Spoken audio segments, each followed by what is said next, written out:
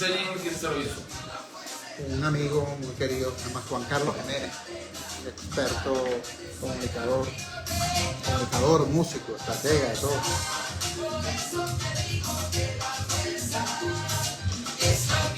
Muy buenas noches, Venezuela, bienvenidos todos a este su espacio La Fuerza de la Unión, una tribuna abierta de la sociedad democrática venezolana para compartir con todos ustedes, más allá de cualquier distingo puntual, partidista o ideológico, la angustia, la preocupación, la justa indignación por lo que ocurre en nuestro país y también la certeza, la confianza, la esperanza de que trabajando juntos, de que remando unidos en la misma dirección, seremos capaces de construir la Venezuela de trabajo y de respeto, la Venezuela con alimentos y con medicinas, la Venezuela con democracia y con libertad, que todos necesitamos y que ciertamente todos merecemos. La Fuerza de la Unión es una presentación de frigoríficos NIS, El Placer de la Carne, ubicado en la planta baja del Mercado Municipal de Chacao. Es también una presentación de Supermercado Madrid, ubicado en la calle Paz de Chacao, diagonal a la Plaza Bolívar de ese municipio. Queridos amigos, ¿cómo les digo? Respetando, por supuesto, el dolor de unos, la indignación de otros, la tremenda preocupación de los más. ¿Cómo les digo que mientras el gobierno está pendiente de tragedias lejanas, yo escucho al señor presidente de la República, escucho al señor fiscal general de la República, hablando desgarradamente de lo que ocurre en Gaza? Y es verdad, allí hay una tragedia, una tragedia ocasionada por los extremismos y cuyo protagonista central es nada más y nada menos que el extremismo terrorista de Hamas. Allí hay una tragedia, pero para buscar tragedias no hay que mirar demasiado lejos. Aquí están pasando cosas terribles. Aquí en Venezuela y en el sur de nuestro país están pasando cosas tremendas y sería muy difícil categorizar a esas cosas tremendas como accidentes, porque algo que ocurre repetidamente una vez y otra vez y otra vez y solamente varían los nombres de las víctimas, pero por cierto, los nombres de los victimarios son casi siempre los mismos y las circunstancias de las tragedias son casi siempre similares.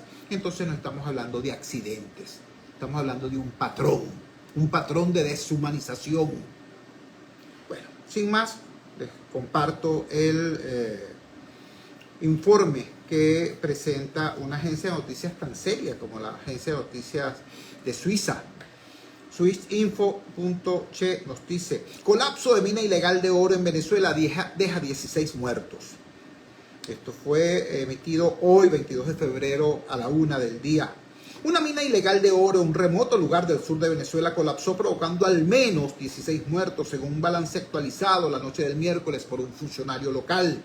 El accidente ocurrió la tarde del martes en la mina Buyaloca, a 7 horas de navegación por río de la Paragua, estado Bolívar, sur de Venezuela. Decenas de personas estaban trabajando en la cantera a cielo abierto cuando repentinamente una luz de tierra cayó y arropó a varios de los mineros, mientras otros lograban saltar despavoridos, según un video divulgado por las autoridades. Un balance ofrecido por el presidente Nicolás Maduro de 15 muertos y 11 heridos fue luego actualizado a 16 fallecidos por el secretario de Seguridad Ciudadana de Bolívar, Edgar Colina Reyes, en contacto con la agencia Fran Press. Transmito mis condolencias a los familiares y allegados de estas personas que lamentablemente fallecieron en este accidente al desplomarse esta mina ilegal, dijo el presidente de la República en una transmisión por la televisión estatal. Más temprano, Jorge Arciniegas, alcalde del municipio Angostura, que abarca el sector de la Paragua, había dicho que 25 personas murieron y 15 resultaron heridas, un saldo que un informe del gobierno de Bolívar, leído por Maduro, tachó de acto de desesperación frente a la tragedia. Allegados esperaban noticias en Puerto Guacara, en la Paragua, a unos 750 kilómetros al sudeste de Caracas, y desde donde las embarcaciones zarpan hacia la mina Buyaloca. Familiares de uno de los mineros muertos lloraron desconsolados mientras trasladaban su cuerpo en la cajuela de un camión dentro de un cajón de madera. Lo llevaron hasta una pequeña vivienda con techo de zinc, donde su madre se abrazó con otros familiares. Mi hermanito, lloraba una niña cerca del cadáver, cubierto por una sábana en una sala repleta para el velatorio. Grupos de jóvenes en moto acompañaron los camiones con los cuerpos traídos desde la mina. Varios grabaron con sus celulares los cortejos fúnebres. Pedimos que nos apoyen con helicópteros para sacar los heridos, dijo a la agencia France Press una mujer que esperaba noticias de su cuñado, padre de 3 niños de 4, 6 y 7 años. Los heridos fueron trasladados al hospital de la capital del estado, Ciudad Bolívar, a unos 200 kilómetros de esta mina, donde trabajaban unas 200 personas, según estimaciones de la gobernación. A la zona también viajó un equipo de rescate y salvamento desde Caracas para apoyar en las labores de búsqueda. Estamos haciendo evaluación de daños y análisis de rescate y trabajando en hacer un levantamiento, dijo el viceministro de Gestión de Riesgo y Protección, el general Carlos Ampueda, a la misma agencia France Press. En diciembre pasado, al menos 12 personas murieron tras el colapso de una mina en la comunidad indígena de Icabarú, de ese mismo estado, donde días antes había ocurrido un colapso parcial, sin dejar fallecidos. La región del Arco Minero, en Bolívar, que abarca una porción de la Amazonía, tiene una extensión de 112 kilómetros cuadrados, con grandes reservas de oro, diamantes, hierro, bauxita, cuarzo y coltán. Es una zona que explota el gobierno, pero también ocupada por grupos ilegales y bandas criminales. Eso estaba por venir, comentó Robinson Basanta, habitante del lugar, al hacer referencia a las condiciones de inseguridad con las que trabajan los mineros, la mayoría de ellos en situación de extrema pobreza. Esta mina ha soltado mucho oro, dijo. La gente se mete allí por la necesidad, sacando el sustento para vivir, añadió el hombre. Activistas denuncian un ecocidio en la zona y la explotación de niños y mujeres que trabajan extensas jornadas sin protección alguna. Las Fuerzas Armadas venezolanas desalojaron en el último año a unos 14.000 mineros ilegales del Parque Nacional Yapacana, ubicado en el vecino estado Amazonas. Bueno, esta es la información que circula en el mundo, ¿no? Vamos a tener de inmediato un testimonio desde el mismo estado Bolívar, desde la zona de los acontecimientos. ¿Por qué? Bueno, porque en primer lugar ya ustedes están escuchando, ¿no? Esto ocurre en un lugar que está a 200 kilómetros de Ciudad Bolívar. Y Ciudad Bolívar está bastante lejos de Caracas. Vamos a proceder de inmediato entonces a llamar a Américo de Gracia, que es, repito, una persona que ha estado conectadísima con toda esta situación, por cierto, no desde ahora, sino desde hace muchísimo tiempo. Américo, muchísimas gracias por atender nuestra llamada desde el Gigante Rumbos. Muy buenas noches. En primer lugar, Américo, quisiera que nos ubicaras este contexto, esta tragedia, perdón, en el contexto de lo que viene pasando desde hace mucho tiempo en Bolívar y que se ha agudizado con la implementación de esa tragedia llamada el Arco Minero del Orinoco. ¿Es correcto llamar esto accidente o estamos en presencia más bien de sucesos, de una progresión continuada de estas tragedias? Te escuchamos. Muchas gracias, tú. Buenas noches. Buenas noches a todos los venezolanos que nos escuchan a través del Gigante Rumbo, tanto por la vía de las ondas hercianas como por la vía del internet. Ciertamente es una tragedia, no hay ningún accidente porque todos los días en Guayana se viven lamentables hechos como este. Y tú acabas de resaltar en el informe entregado por la prensa internacional lo ocurrido en Icabarú, pero también se puede hablar de lo ocurrido en el Callao, de lo ocurrido en la Paragua ahorita, pero también anteriormente, lo ocurrido también en El Dorado, en Las Claritas, en el Palmar, en el Callao, en Guatipati, o sea, en todos estos sitios han ocurrido tragedias de esta naturaleza. Y eso tiene un lugar común de origen, y es la política del Arco Minero del Orinoco, una vez instrumentado por Chávez cuando elimina a Tecnin TVG, elimina las concesiones mineras, expropia a Cristalex, a World Reserve, al extremo que estas demandan hoy al Estado venezolano y están a punto de embargar 5. O sea, esto trae una consecuencia y daños colaterales distintos a los que acaban de señalar. Y por supuesto siempre vienen negando las cifras, con sus cifras oficiales vienen negando también la realidad. Y el protocolo es un protocolo criminal lo que existe, porque ellos estimulan la bulla, de oro, de diamante, de cualquier otro tipo de minerales en cualquier sitio de la región, que ya no son 112.000 kilómetros cuadrados. Estamos hablando de que se está afectando prácticamente todo el territorio Amazonas y todo el territorio del estado Bolívar y gran parte del territorio de Tamatú. Estamos hablando de más de 420.000 kilómetros cuadrados. Estamos hablando de 3.718 focos mineros detectados vía satelital en un trabajo exhaustivo que hace ese Orinoco de vía satelital, y que han determinado que hasta ni los parques nacionales se salvan. Si tú ves los videos donde queda Bullaloca, está al lado de un tepuy. Les puedo mostrar los videos para que eso ocurra, y entonces eso nos da una idea de la magnitud, pues, de la tragedia que está viviendo en esta zona. Por supuesto, entonces le entregan las minas vía no concesiones, sino vía alianzas. Y esas alianzas, por supuesto, entonces tienen el libre albedrío de ser entregadas a dedo por el general Carlos Osorio, que es el presidente de la Corporación Minera Venezolana, que opera aquí en la región, y que por supuesto es un instrumento de Maduro y de su régimen para hacer esto. Y por supuesto aquí se han detectado, y quiero decir rápidamente, cualquier tipo de tragedia una detrás de otra. Tú debes de recordar que con la famosa Plan Roraima que ejecutó el ejército hace unos meses atrás para desalojar algunas minas, encontraron, por ejemplo, fosas comunes y osamentas, y eso no fue investigado por el fiscal general Tarek William Saab, quien se dedica a otras cosas de quiénes eran esas osamentas, cómo murieron, en dónde y por qué ocurrieron ese tipo de cosas. Se dan la noticia, pero la ocultan lo otro. Cuando la masacre de Tuberemo, que también la denunciamos, nosotros denunciamos con nombre y apellido 17 muertos asesinados por el topo en aquella oportunidad, cosa que el gobierno también negó reiteradamente, y decía que todo eso era un plan para desestabilizar al gobierno en aquella oportunidad. Sin embargo, en la fosa común no se encontraron 17 cadáveres, sino 18. O sea que siempre la historia real sobrepasa a la historia oficial. Esa es parte, y eso corrobora tu tesis, tu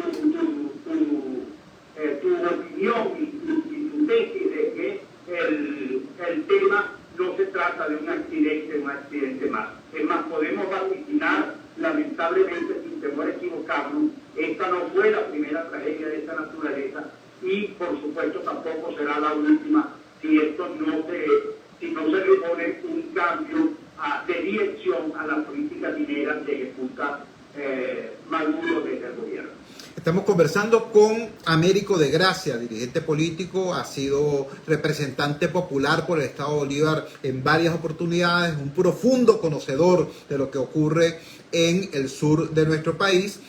La primera precisión que queremos hacer y que corrobora Américo de Gracia es que es incorrecto, es mentira hablar de esta tragedia ocurrida en la mina Bullaloca como un accidente. Un accidente es algo fortuito, algo que pasa por casualidad, por eso se llama accidente.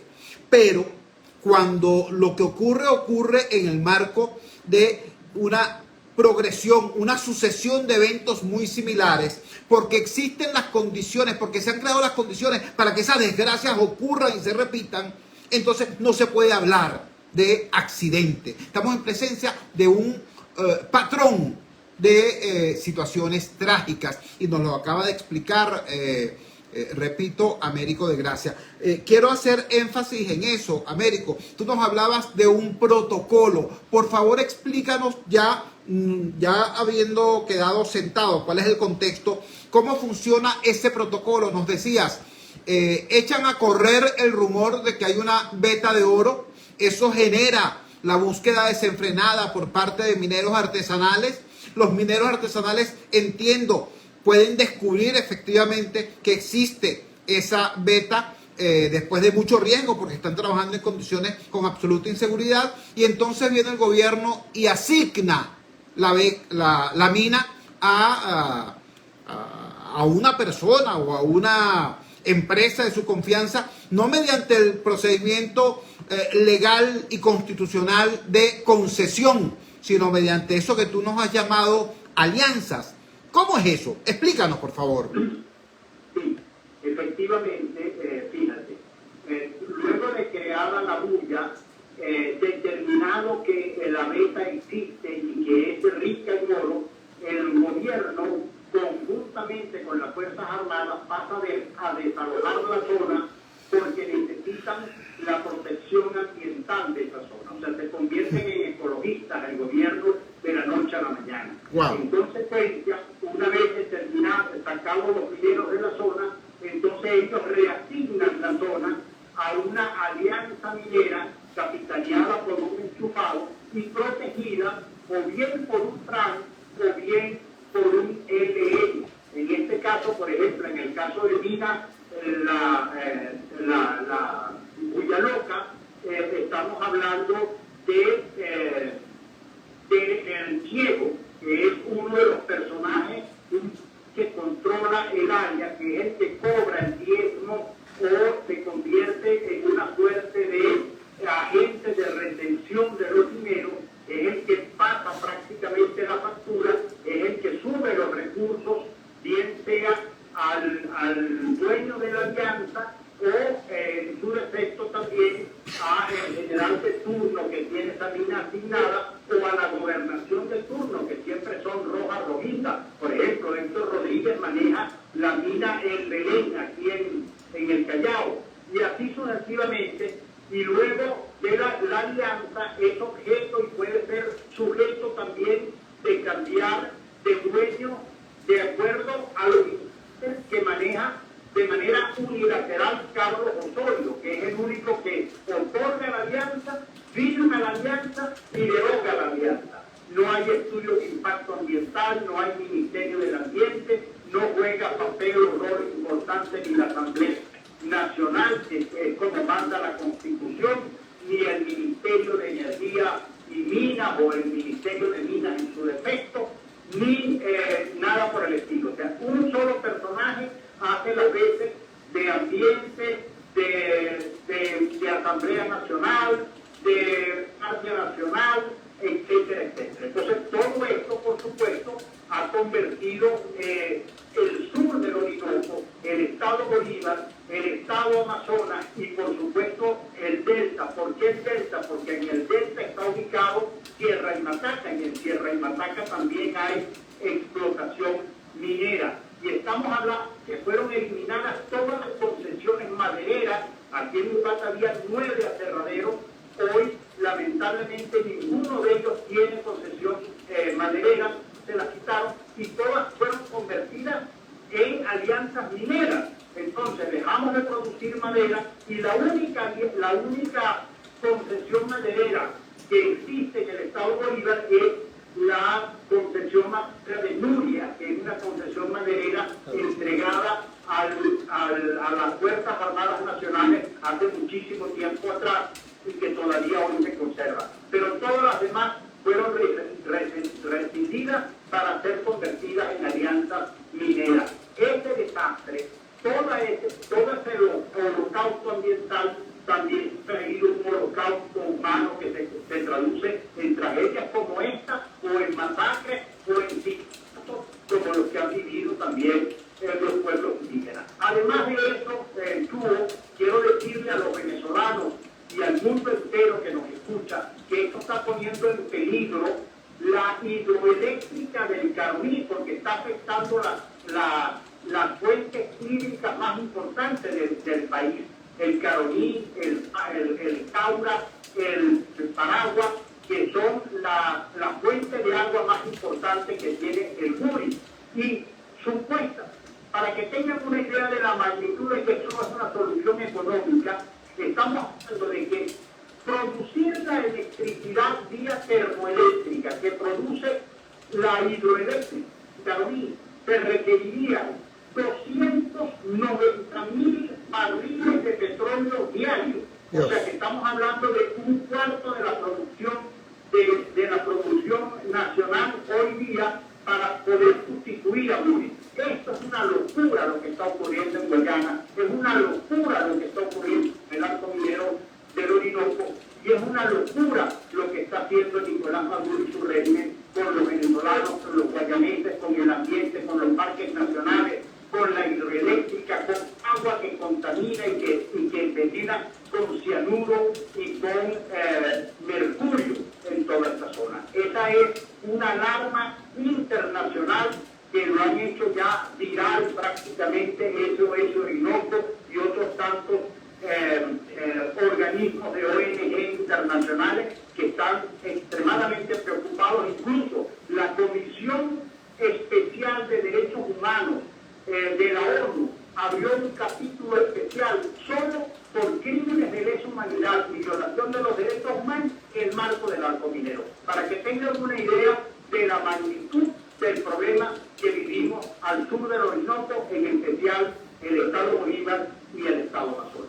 Estamos conversando, repito, con Américo de Gracia, dirigente social, dirigente político del estado Bolívar y una de las voces más cercanas a esta tremenda crisis que es no solamente una crisis ambiental, tal y como lo dice Américo de Gracia, se trata de un holocausto humano.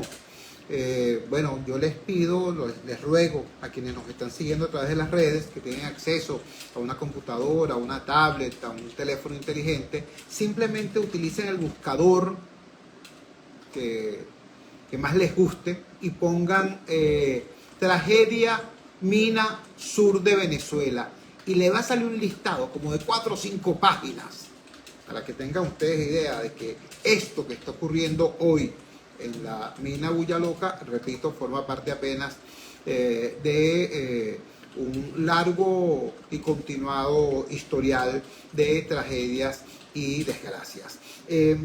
Américo, hay una expresión que utilizan los burócratas, tanto los burócratas estatales como a nivel nacional, como para sacarle el cuerpo a su responsabilidad en esto que está ocurriendo. Dicen, esta es una mina ilegal, ocurrió tal tragedia en una mina ilegal. La mina puede ser ilegal, ya tú nos explicaste cuál es el protocolo, ¿no? Permiten que los mineros artesanales arriesguen su vida buscando la veta de oro y cuando encuentran la veta de oro, entonces el gobierno dice, hay que proteger el ambiente, utilizan la Fuerza Armada para desalojar a los mineros artesanales y asignan entonces la mina a una persona afín al gobierno, pues un aliado. Tal, esa es la figura que utilizan, las llamadas alianzas, no las concesiones como las establece la ley. Ahora bien, háblanos de cómo funcionan esas minas ilegales, porque entiendo, la mina podrá ser legal o ilegal, pero igualito necesitan tener maquinaria, tener combustible, tener alimentos. Es decir, para que eso funcione, para que esa búsqueda funcione, por muy legal que sea la mina, tienen que llegar los insumos allí y llegan, por cierto, ante la mirada impávida de las autoridades que deberían tener control sobre esos insumos, sobre ese tráfico. Háblanos de eso, porque es importante que acá el caraqueño, el habitante del centro del país, sepa entender cuando le dicen la mina ilegal. Bueno, ¿qué es eso? ¿Eso es una explicación de verdad o es una excusa? Te escuchamos. Sí, fíjate, es que tu misma narrativa, la misma pregunta ya da señales de la respuesta.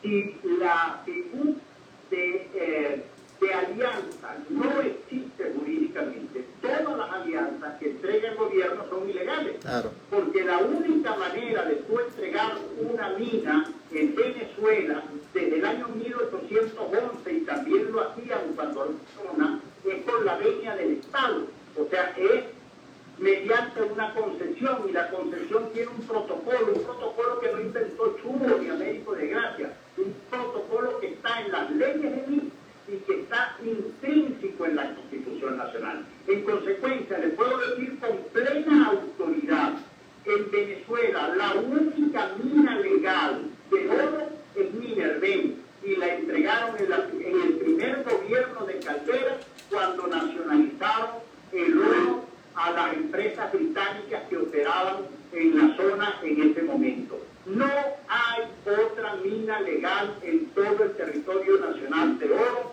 que no sea la de Minerven. Y por eso se escudan al Saad administrando Minerven a través de Miniturven y de otras formas y de otros subterfugios jurídicos para poderle echar mano al oro de manera legal. Lo otro es que si no es legal, ¿cómo o sea, no hay manera de ingresar el dinero, el oro que recaudan las minas al fisco nacional, vale decir,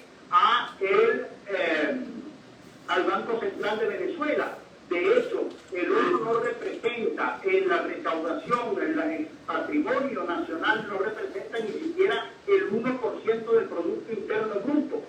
Pero en materia de diamantes, pero en materia de coltán, y se está explotando diamante y coltán. El último ingreso en materia que reportó el Banco Central de Venezuela fue en septiembre del año 2006. Luego que Chávez le quitó la concesión a la única empresa que tenía concesiones diamantíferas, no se reportó más ingresos por concepto de diamante al fisco nacional, vale decir el Banco Central de Venezuela, que es el único organismo regulador de esta materia. Entonces estamos ante una espantosa condición de defensión jurídica. O sea, todo el que invierta dinero en eso no lo puede hacer. O sea, no una seguridad jurídica. Y el otro elemento que es importante que aborda tu pregunta es que la Corporación Venezolana de Minería, a través del general Carlos Osorio, entrega una licencia a través de la corporación que se llama el tráfico de materiales estratégicos. ¿Qué es un material estratégico? Azúcar. ¿Qué es un material estratégico? Sal, motos, motobombas, cauchos, cemento, gasolina. Todo eso para poder traficar, y te puedo decir que hay por lo menos 27 o 30 encabadas desde Upata hasta Santa Elena de Guayaquil, pero ¿cómo pasan si en efecto no pagan estos impuestos? Lo otro es que usan al ELN, y el ELN y la FARC, o los disidentes de la FARC, tienen unos santuarios, aquí unos santuarios fiscales, donde ellos se nutren de este dinero de sangre, del coltán, de los diamantes nuestros, y funcionan custodiando este tipo de minas y cobran su alícuota en la medida en que van haciendo las explotaciones en la zona y en el área. De hecho, aquí cerraron las fábricas de leche, perdimos todo el potencial ganadero que teníamos y el potencial maderero y prácticamente todas las industrias básicas, porque esto se convirtió en una zona estratégicamente minera y de la peor manera, a cielo abierto y destruyendo los tepú y los parques, las aguas, etcétera, etcétera. O sea, estamos hablando de una actividad sin lugar a dudas criminal. Estamos conversando, repito, con Américo de Gracia, dirigente social, dirigente político del Estado Bolívar, dándonos una clase, prácticamente una clase sobre qué es lo que está ocurriendo en el sur de nuestro país, en el sur profundo de Venezuela, a propósito de esta desgracia horrenda ocurrida en la mina Buyaloca. Nos explica entonces Américo de Gracia, primero, que esto no se puede llamar accidente, esto forma parte de un patrón trágico. Segundo, que de este patrón trágico se lucran. Por eso es que hablan de el oro de sangre. Así como hay diamantes de sangre, hay oro de sangre. Se lucran una serie de personajes porque hay un protocolo. El protocolo es que corren la voz de que hay una veta de oro, lo salen los mineros artesanales corriendo todos los riesgos del mundo, trabajando en condiciones de pésima inseguridad hasta que descubren la fulana veta. Una vez descubierta la veta de oro, entonces llega el poder y dice, ah caramba, hay que proteger el ambiente, hay que evitar la depredación del ambiente. Entonces utilizan la fuerza para desalojar a los mineros artesanales y entregarle la mina a una personalidad o a una empresa afín al gobierno. y lo hacen en el marco no de las concesiones, que es lo que jurídicamente establece la ley, sino en el marco de una cosa que llaman alianzas. Hacen sus alianzas para entregar esa riqueza. Bueno, hasta allí el resumen que nos ha hecho Américo de Gracia. Finalmente, Américo, agradeciendo muchísimo tu tiempo y que compartas este conocimiento que es el producto de décadas de lucha al lado de la gente. Quisiera preguntarte, ¿cuál es el saldo de la situación de hoy? Porque yo vi espantado a La Voz del Poder hoy diciendo, bueno, es que tampoco son tantos, son apenas 15 muertos. Cuando, por el amor de Dios, un muerto ya es demasiado.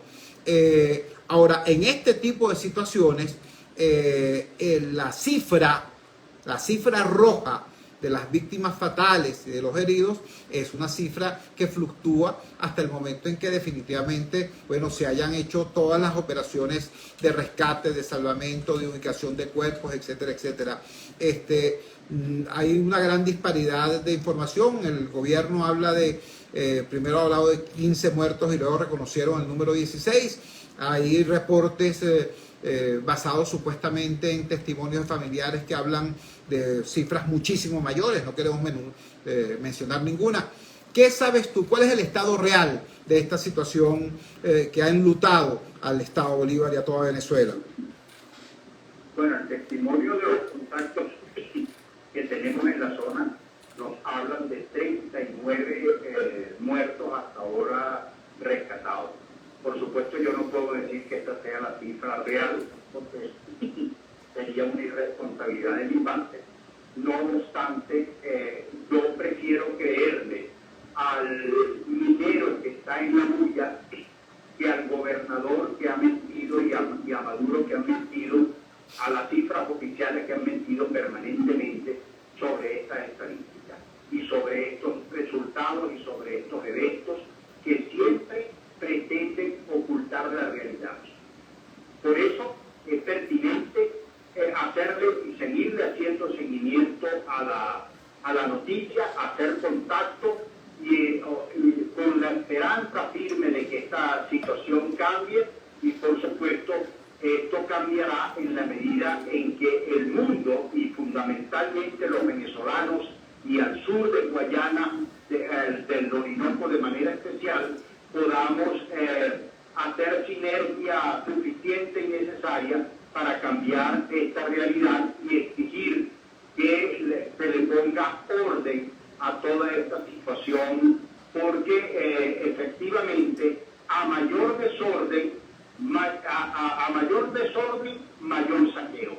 Y ellos le sacan provecho a toda esta situación que lamentablemente hoy embarga a los guayaneses y a todo el sur del Orinoco, a los pueblos indígenas. Aquí todos, de una u otra manera, somos víctimas directas o indirectas de este saqueo que está haciendo estragos en nuestra región y en nuestro país, en todos los campos, en el campo eléctrico, en el campo humano, en el campo ambiental, en el campo ecológico, en el campo del hídrico, de las aguas, del envenenamiento de las mismas, en el campo étnico, etc. Entonces, por eso digo que en la medida en que hombres como tú, como SOS Orinoco y todos aquellos que han tratado de visibilizar lo que ocurre, ayudan pertinentemente a la causa de poder darle una salida a esta tragedia.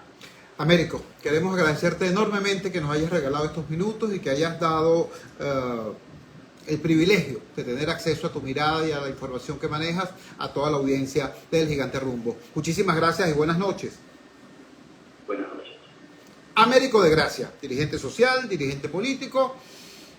Repito, lo que nos dio no fue una entrevista, fue una clase.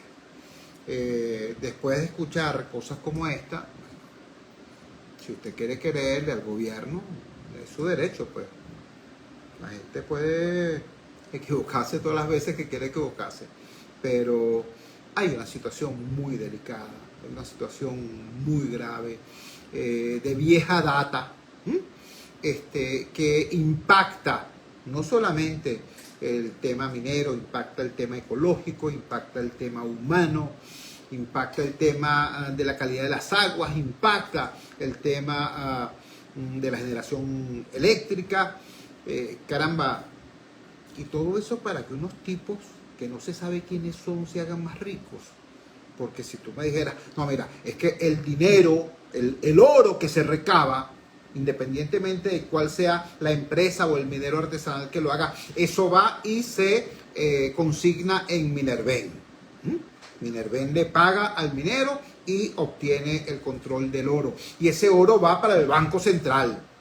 Y allí en el Banco Central forma parte de las reservas de oro no monetario y que va a fortalecer al país, bla, bla, bla. Ah, bueno, está bien. Pero es que no es así.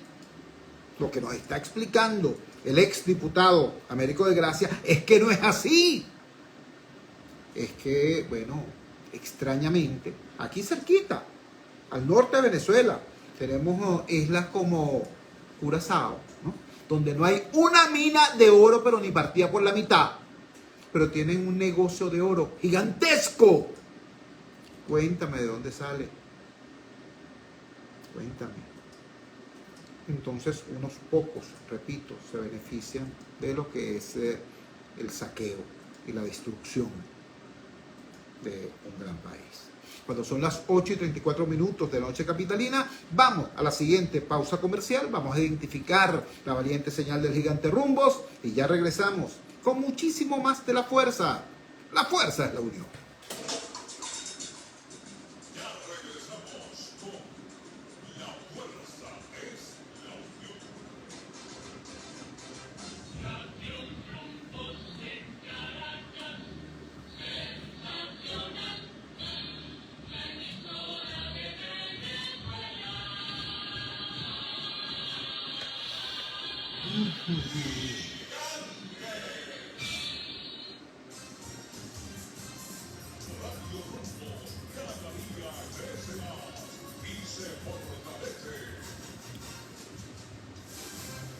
Es la voz de nuestro mejor amigo, el pueblo. Con nuestra señal 670 AM, llegamos a donde te encuentres. Y con la tecnología que a diario se actualiza, tenemos alcance global. Descarga la través de la app de Play Store. www.radiorumbos670.com y en la web www.radiorumbos670.com. ¡Gigante! Son las 8:36. Publicidad. Atención, mucha atención. En Óptica Martínez y Bolívar, en la Roosevelt, frente al elevado y en el centro comercial Portal de Arte 2, frente a Factory, se volvieron locos. Porque ahora tenemos el 20% de descuento en todo. Llámate ya, 630819 y aprovecha esa locura que tiene para ti Óptica Martínez y Bolívar. Aprovecha que es por tiempo limitado y ahora tenemos consulta de odontología con previa cita y a precios solidarios. Corre la voz. Vamos a la playa. Convierte tus fines de semana en unas largas vacaciones. Posada Mansión Proyect. Villas equipadas con cocina, nevera, aire acondicionado. Disfruta de nuestra hermosa piscina abierta las 24 horas. Posada Mansión Proyect. En el Istmo Caribe de Boca de Chile. A solo 2 horas y media de Caracas. Te esperamos los 365 días del año. Reservaciones por los teléfonos 0414-303-2476 y 0414-131-3998. Síguenos, @tu Posada Mansión Proyect. Son las 8:38.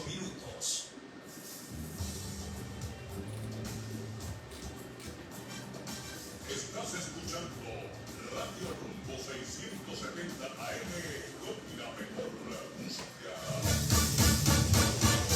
Servicios públicos y la información a cada momento. Radio Rumbos 24 horas.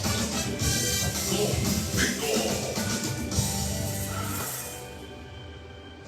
Y continuamos con La fuerza es la unión. Regresamos a La Fuerza es la Unión y lo hacemos con otro tema que también es muy delicado, también es muy rudo, pero hay que tocarlo.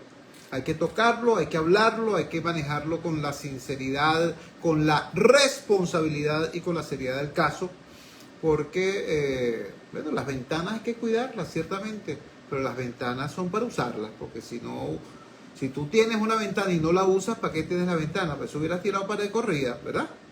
Entonces, de eso se trata. Esta ventana responsablemente toca los temas que hay que tocar. Con responsabilidad, con criterio, con muchísima altura, pero tocamos los temas que hay que tocar. Nosotros no nos autocensuramos. Un tema tan candente como el de la mina Bulla Loca, es lo ocurrido con el secuestro del teniente venezolano Ronald Ojeda Moreno, ocurrido en el día de ayer en Chile. Voy a compartir con ustedes de inmediato la reseña que sobre este evento extremadamente opaco y sospechoso hace la agencia de noticias Infobae. Dice así: así fue el secuestro del exmilitar venezolano en Santiago de Chile. Voy al texto. Hasta ahora no se sabe si Ojeda Moreno está vivo o no, si sigue en Chile o si fue llevado a Venezuela.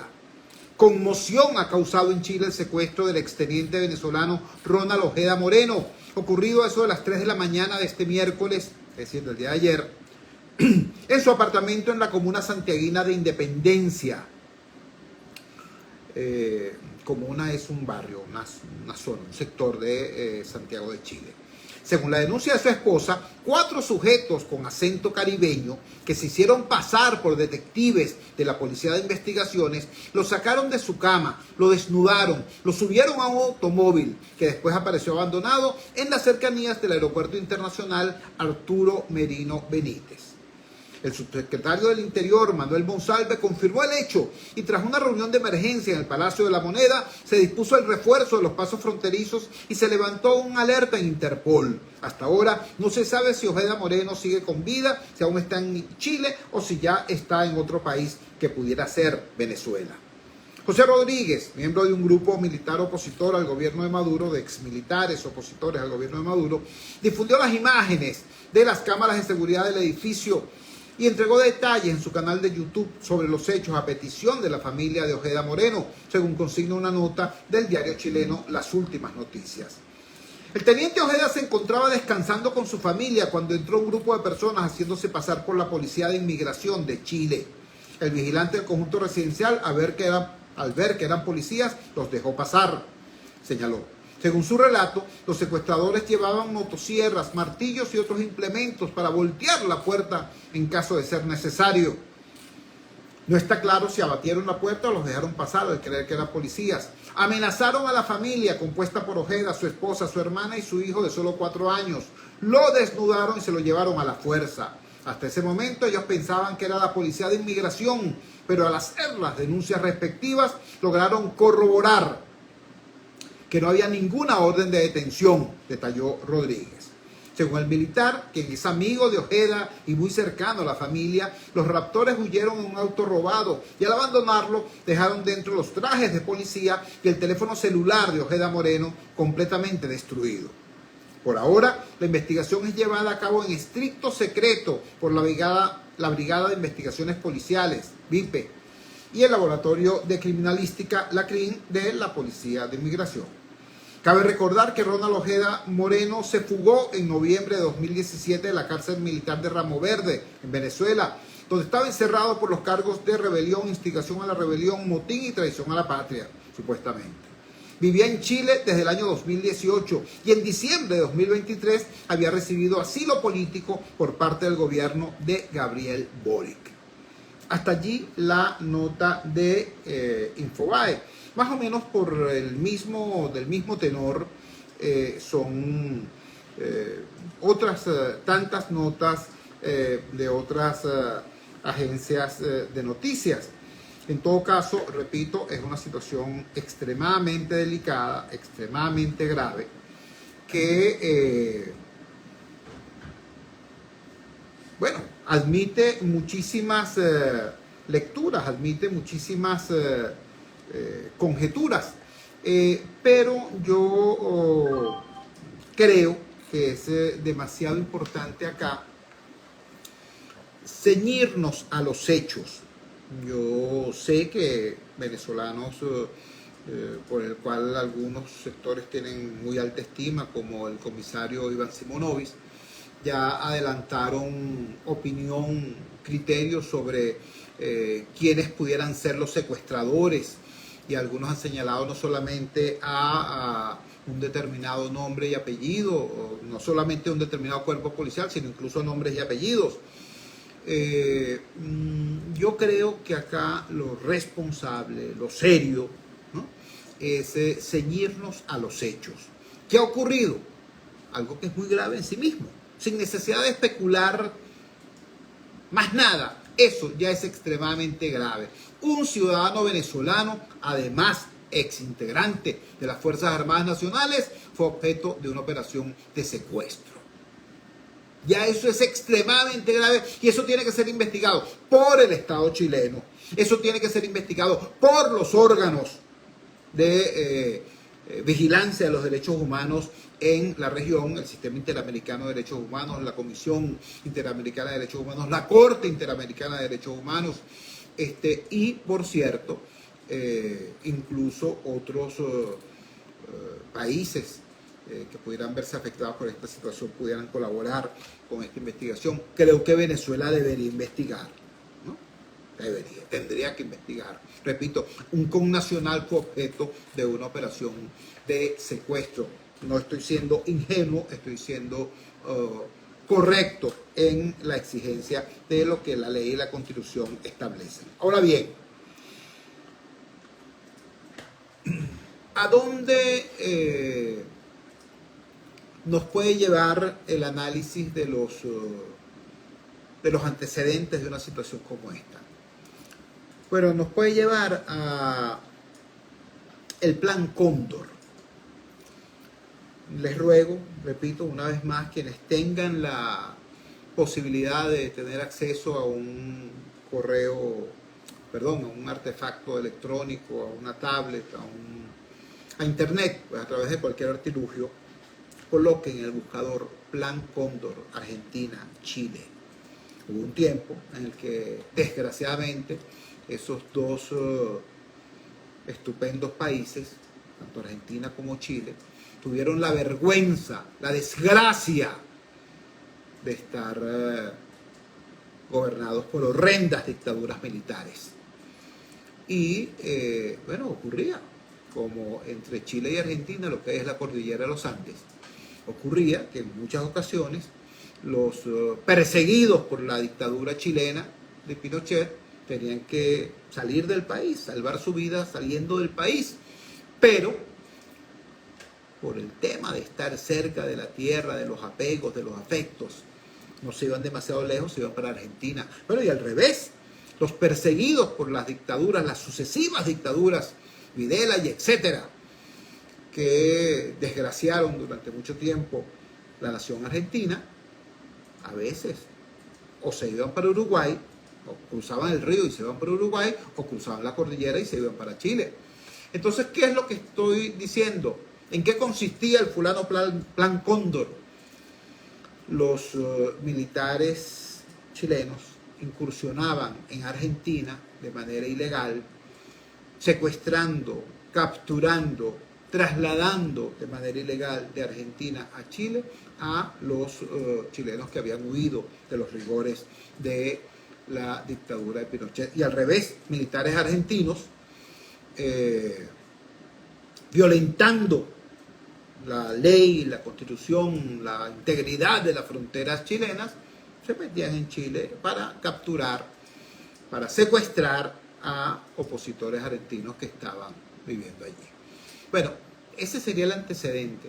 Aquí estamos hablando, por supuesto, de una situación completamente distinta, medio siglo después, en países donde el país de nacimiento del secuestrado no es limítrofe con Chile. Este es un caso completamente distinto. Repito, creo que lo que priva en esta situación es atenerse a los hechos que ya son suficientemente graves y que no requieren adornarlos con ningún tipo de aliño o presunción indebida. No puedo terminar mi programa de hoy sin hacer referencia a un homenaje que nos hizo este señor que tiene este programa los miércoles en la noche en el Canal 8, ¿no? El señor Diosdado Cabello. Resulta que ese programa está de aniversario, supuestamente. Y con motivo de ese aniversario, sacaron un video, creo que de unos 4 minutos o algo así. Una especie de colección de infames manipulaciones.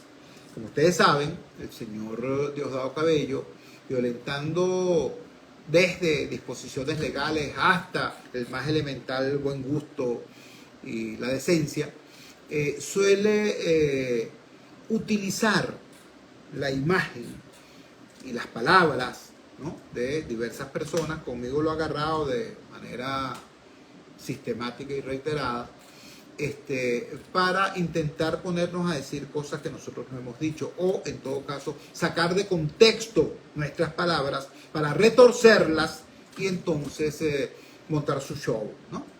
Bueno, algo así hicieron ayer.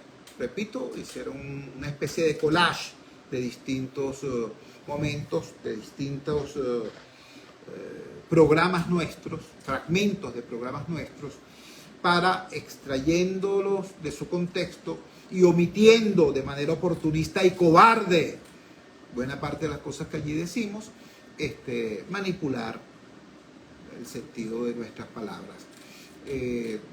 Yo no me voy a quejar, ¿no? Y no me voy a quejar por 2 razones. La primera, porque no tiene sentido quejarse, porque aquí no hay ninguna institución que tú puedas llegar a decirle, mira, vale, este señor está haciendo una cocina adecuada acá. ¿Por qué? Bueno, porque es el poder. Recuerden ustedes, el señor Cabello, por ejemplo, se consideró ofendido en su honor por el diario El Nacional, y le metió una demanda al Nacional y le quitó al Nacional hasta la sede, le quitó al Nacional hasta la manera de caminar. ¿Por qué? Bueno, porque ese es el ejercicio del sistema de administración de justicia, entre comillas, cuando es el poder quien solicita una acción. Así que cuando no es así, cuando no es el poder quien solicita la acción, ya ustedes saben lo que ocurre. Así que yo no me voy a quejar, en primer lugar por esa razón, por una razón de realismo. La otra razón tiene que ver con que el señor Cabello en realidad no se ha dado cuenta de lo que ha venido ocurriendo a lo largo de los meses, hasta de los años, porque el tipo tiene años en eso.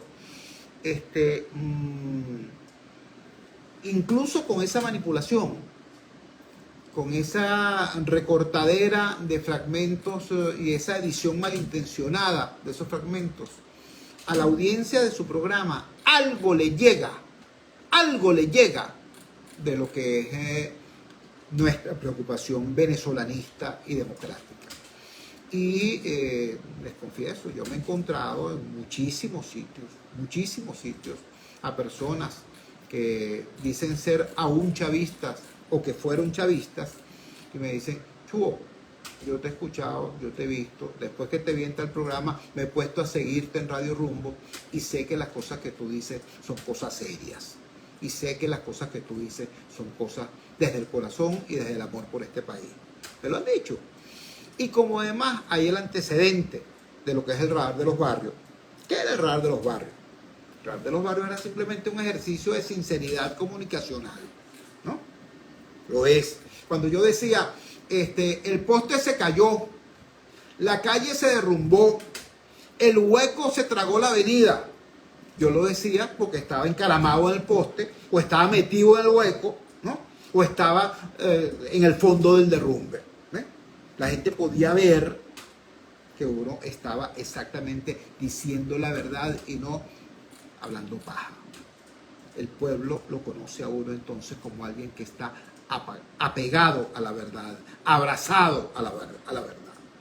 Entonces, cuando yo veo estos intentos desesperados del poder por manipular la palabra, por manipular lo que uno dice, sencillamente lo que me da es lástima.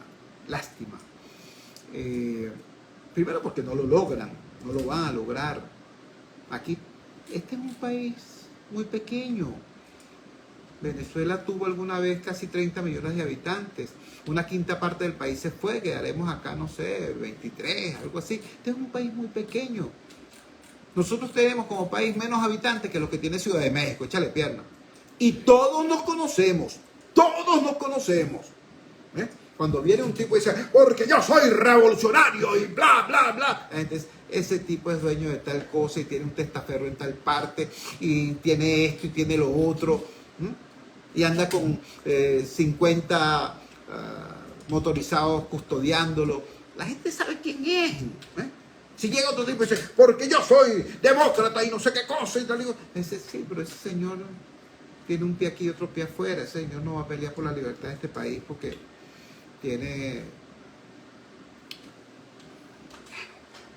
no tiene el compromiso ni la pasión necesaria para luchar efectivamente por la libertad de Venezuela. Entonces, aquí nos conocemos todos. Y repito, yo simplemente invito a que usted que me está viendo, usted que me está escuchando, usted que me está siguiendo a través de la valiente señal del gigante Rumbos, escucha a todo el mundo, escucha a la oposición, escucha al gobierno, escucha a los que no tenemos compromiso partidista, pero tenemos compromiso con Venezuela. Escucha a todo el mundo, infórmese, documéntese y saque sus propias conclusiones. Hágalo. No se deje manipular, y mucho menos por estos piratas que llegan. Por ejemplo, ¿qué es lo que hacen conmigo? Ustedes saben que yo generalmente cuando hago un planteamiento sobre temas de políticas públicas, digo, la oposición, ¿no?, se equivocó en esto, desde esta perspectiva, ¿no? El gobierno ha hecho tales y tales daños y por eso es responsable fundamental de esta tragedia. En consecuencia, los ciudadanos tenemos que hacer tales y tales cosas. ¿Qué es lo que hacen ellos? Dejan la crítica a la oposición, recortan la denuncia contra el gobierno y entonces me ponen a mí como que si yo estuviera simplemente hablando contra la oposición, pero no ponen la crítica al gobierno, no ponen la condena al gobierno. Es decir, es una operación de manipulación balurda. Yo quisiera que hubiese una palabra más académica para referirlo, pero no existe. Es una operación de manipulación balurda. Y como usted es una persona inteligente, y como los venezolanos somos personas inteligentes y todos nos conocemos, entonces mi llamado es simplemente a no dejarse manipular, a escuchar con las neuronas bien abiertas, con los oídos bien abiertos, con los ojos bien abiertos, todo esto que está pasando y que cada quien saque sus propias conclusiones. Finalizo con dos cosas. Primero, felicitando el coraje ciudadano de los habitantes del estado Monagas, de los habitantes del estado Sucre, de los habitantes del estado Anzoátegui, de todas las personas que acompañaron en su gira a la señora María Corina Machado. Y quiero también felicitar públicamente a la señora Machado. Lo que ha ocurrido en las últimas 72 horas es no solamente un desborde de pasión y de apoyo, sino también, mira, una gran demostración de coraje cívico, de coraje ciudadano, de valentía por parte de María Corina y por parte del pueblo oriental, por parte del pueblo del oriente del país. Mi reconocimiento, mi respeto. Ustedes también saben, en relación al tema de la candidatura de la señora Machado, yo tengo posiciones también muy claras. Yo apoyo al opositor que tiene más posibilidades de representar el deseo de cambio, y esa persona es hoy la señora María Corina Machado. Tengo algunos señalamientos críticos sobre cómo se ejercen ciertas cosas. Por ejemplo, hoy hubo una rueda de prensa, una rueda de prensa del comando de la señora María Corina Machado, Ahora resulta que sí existe un comando y lo dirige, o por lo menos apareció ayer como vocero, el coordinador general de Vente, el muy respetable señor Henry Alviares. Y uno dice, una operación de esa naturaleza da el ancho suficiente de lo que tiene que ser el gran movimiento de unidad nacional. No sé, ojalá lo sea, pero en principio no parece. Ustedes conocen, pues repito, que uno apoya sinceramente, no adula, no jala, no. Nosotros apoyamos sinceramente y deseamos que esa opción exprese de manera victoriosa el ansia de cambio del pueblo venezolano. Pero no nos reprimimos cuando hay que hacer señalamientos críticos que sean de alguna utilidad. En medio de ese contexto, hoy decimos nuestra felicitación a la valentía ciudadana de María Corina Machado y de todo el pueblo del oriente de Venezuela que la ha acompañado con coraje y sin miedo en esta gira reciente que dio. Cuando son las 8:59 de la noche capitalina, nos despedimos. Trabajamos para ustedes. En la presidencia del Gigante Rumbo, la doctora Elsa Siciliano. Al frente de los controles estuvo, como de costumbre, el señor Luis Salazar. Habló para ustedes su amigo, comunicador popular, activista social, ciudadano en lucha por la democracia y por la libertad, Jesús Cho Torrealba. Ahora más que nunca, fuerza Venezuela, porque la fuerza es la unión. La fuerza de la unión fue una presentación de Frigoríficos N&S, el placer de la carne, ubicado en la planta baja del mercado municipal de Chacao. Es también una presentación de Supermercado Madrid, ubicado en la calle Paz de Chacao diagonal a la Plaza Bolívar de ese municipio. Cuídense muchísimo. Nos encontramos mañana a las 8 de la noche en la valiente señal del Gigante Rumbos, si Dios quiere. Yo Torrealba.